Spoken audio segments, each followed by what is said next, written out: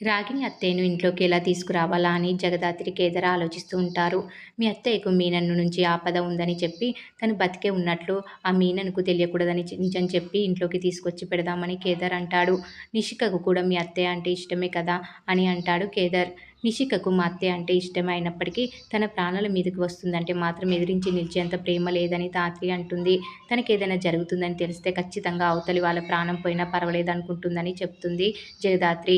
ఇక వైజయంతి, యువరాజు ఎవరో ఒక్కరు మళ్ళీ మీనన్‌కి దగ్గరయ్యారంటే అత్తయ్య ప్రాణాలతో ఉందన్న విషయం ఆ మీనన్‌కి తెలియడం ఎంతసేపు పట్టదని అంటుంది జయదాత్రి.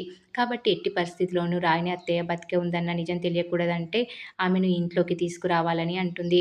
మారువేషంలో ఆమెను ఇంట్లో పెడితే మన కళ్ళ ముందే ఉంటుందని ధాత్రి చెప్తుంది. అప్పుడు ఆ మీనన్‌కు ఆమె గురించి ఆలోచించడని అంటుంది జగదాత్రి. ఇక కేదార్ జగదాత్రి గదిలో మాట్లాడుతూ ఉండగా అప్పుడే పని మనిషి రాధ టీ తీసుకొని అక్కడికి వస్తుంది. "మేం కిందకి వచ్చి తాగేవాళ్ళం కదక్కా" అని జగదాత్రి అంటుంది. "పర్లేదమ్మా" అని వెళ్ళబోతుండగా ఆమె చెంపపై ఉన్న గుర్తులు చూసి ఆపుతుంది. ఏం జరిగిందని అడగ్గా నిషిక అమ్మగారు కొట్టిన విషయం చెప్తుంది. అప్పుడే జగదాత్రికి ఓ మెరుపు లాంటి ఆలోచన వస్తుంది. "రాధక్క, నువ్వు నాకు పని చేసి పెట్టాలని" చెప్తుంది. "ఏంటమ్మా" అని అడగ్గా "నువ్వు వెంటనే ఇంట్లో పని మానేయాలని" అంటుంది. ఆ మాటలు విన్న పని మనిషి రాధకు ఏం మాట్లాడాలో అర్థం కాదు.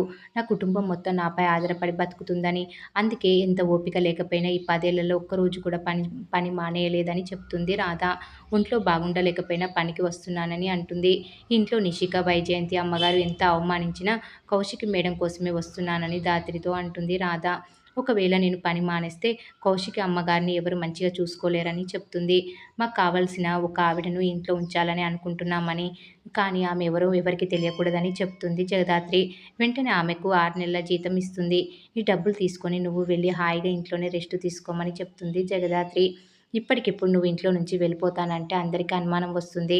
కాబట్టి నిషికకు కోపం వచ్చేలా ఏదో ఒకటి చేస్తే తానే నిన్ను ఇంట్లో నుంచి బయటకు పంపించి వేస్తుందని ధాత్రి చెప్తుంది. ఆమె చెప్పినట్లే నిషిక చీరపై జ్యూస్ పోయగానే కోపంతో రగిలిపోయిన నిషిక రాధను కొడుతుంది. దీంతో రాధ ఇంట్లో అందరి ముందు గొడవ చేస్తుంది. నేను తెలియక కొంచెం జ్యూస్ ఆమె చీరపై వేశానని, దానికి తప్పు అయిందని క్షమాపణలు కూడా అడిగానని, అయినా నిషిక అమ్మగారు నన్ను కొట్టిందని కౌశిక్‌కి చెప్తుంది రాధ. మర్యాదగా వచ్చి నీ చీర కొంగుతో నా కాలు తుడిస్తేనే నిన్ను క్షమిస్తానని నిషిక అంటుంది. దీంతో రాధకు కోపం వచ్చి మీరు ముందు నాకు క్షమాపణలు చెప్పాలని, లేకపోతే నా తడాఖా ఏంటో చూపిస్తానని హెచ్చరిస్తుంది. దాంతో వైజయంతి కూడా ఆమెను తిట్టి ఇంట్లో నుంచి బయటకు వెళ్ళగొడతారు. దీంతో రాధ వెళ్లి వాళ్ళ యూనియన్ సభ్యులందరినీ తీసుకొని వచ్చి ఇంటి ముందు గొడవ చేస్తుంది. ఇది చూసిన యువరాజు నిషికపై కోపడతాడు. ఎప్పుడు ఏదో ఒక గొడవ చేస్తూనే ఉంటావని మండిపడుతూ ఉంటాడు. మరి ఏం జరగబోతుంది అనేది రాబోయే ఎపిసోడ్‌లో తెలుసుకుందాం. ఈ వీడియో గనుక మీకు నచ్చినట్లయితే లైక్ చేయండి, షేర్ చేయండి, సబ్స్క్రైబ్ చేయడం మాత్రం మర్చిపోకండి. Please subscribe.